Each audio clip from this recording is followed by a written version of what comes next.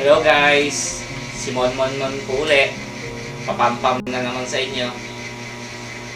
Nag-live ako para...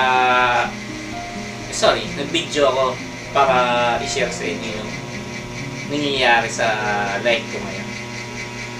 Sobrang hirap at almost nauubos. Wala na rin makain.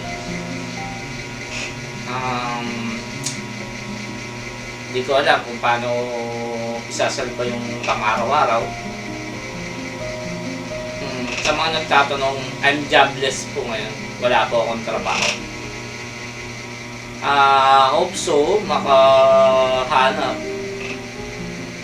kaagad kasi ang pocket money ko na lang ngayon is 2,000 na lang. Marami pang bayarin, kuryente, tubig, saka internet. Hindi ko alam kung paano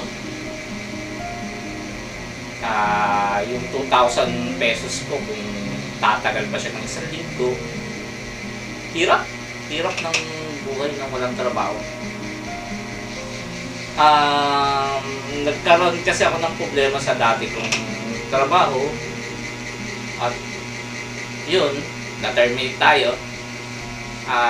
Siyempre, kaya minsan yung mga payo ko lang sa mga nagtatrabaho, huwag kayong gagawa ng kagaguhan kung ayaw nyo maranasan yung mga naranasan ko. Ngayon, walang makain, siyempre. At dun sa mga nagtatanong sa akin kung bakit ako nawala, hindi ko na aaminin kung bakit.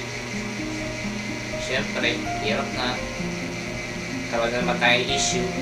Basta ang payo ko lang sa inyo is mahalin niyo yung trabaho nyo. Gumawa kayo ng matino sa trabaho.